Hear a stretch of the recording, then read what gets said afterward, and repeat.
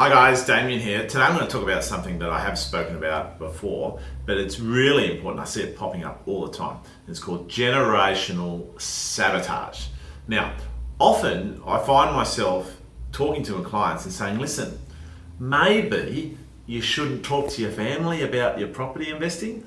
And they say, well, that's a bit, and I say, I'll tell you why. Because your parents love you, like your family love you, of course they do.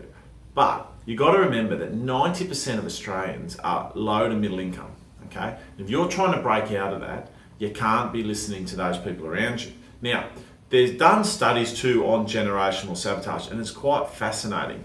And I'll give you one example. And I was talking, I do a lot of youth work, as some people may know, and I was talking to a principal from a school, a very disadvantaged socio-economic area in Brisbane, and he was telling me this story, which is quite interesting. He said that you go to a family and you say to them, what do you want for your children?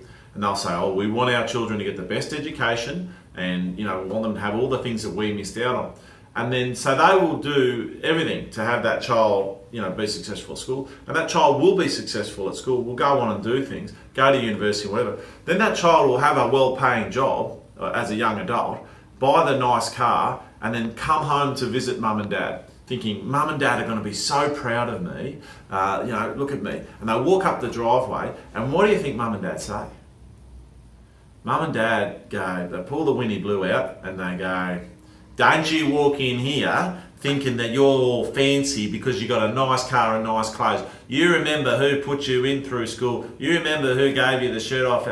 And psychologically, they start tearing them down, also known as the tall poppy syndrome. So what happens is parents want the best for their kids until their kids have better than they do. And then psychologically, they think that their kids think they're better than them, so they try and tear them down. It's really fascinating and sad at the same time. I myself had my own father say to me when I left my career as an officer in the army and decided to go into property investing full time. He said to me, why are you leaving the army? That's a very good job. And I said, oh, well, so I said, I've done that. I want to do something else. He goes, what, are you going to become a capitalist pig, are you? And my own father said that. And I love my father dearly, of course. But he said, are you going to become a capitalist pig? And I had to think about it. I had to stop myself for a second because I was like, hang on a second. And then I thought about it and I thought, no, I know what this is. And I turned to him and I said, yes, Dad, that's exactly what I'm going to become, a capitalist pig. Because I tell you right now, if it wasn't for capitalism, we'd all still be running our own little, farms out in the middle of nowhere and washing our clothes once a week and living a sort of agrarian lifestyle that we used to live hundreds of years ago. So, if it wasn't for capitalism, it wasn't for investing, it wasn't for money and wealth creation, that society wouldn't be so advanced as it is now. So here's the thing, when you're getting into property investing, be very, very careful about who you talk to about it. Talk to other people who are doing it, don't talk to people who aren't. Because those people who aren't doing it, what do you think they're going to say to you? 9 out of 10 of them are going to say you shouldn't do that.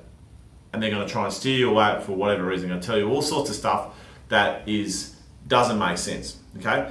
If you want to turn out like somebody, follow their advice. That's my closing word. If you want to turn out like your parents financially, follow their advice. If your parents are loaded and got heaps of money, go around there on the weekend, say, Mum, Dad, let me take you out for lunch.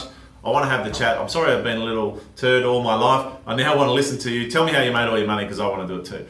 But if your parents don't have any money, stop taking their financial advice, okay? Because you're going to end up like them otherwise. If you want better for yourself, if you want to have the money to send your kids to good schools, afford the best healthcare, live comfortably, pursue your hobbies, retire early, fund your own retirement, travel the world, give to charity, all those things need money. If you want to be in that position, you need to take advice from people who are doing it, not people who aren't. That's all today. Cheers. Hi there, I hope you enjoyed that. If you think someone else could benefit from that, make sure you share it with them. We'd really be grateful if you did that. And if you want to get into property investing, if you're serious about it, just send us a message. Let's have a strategy session. Let's go through it. We have clients all over Australia, in fact, all over the world. And we talk to our clients either in person or via Skype. Really easy to do. So don't hesitate, get in there. It's only $297 for a strategy session, and it's 100% guaranteed refundable if at the end of it you didn't feel it was worth your while. Cheers.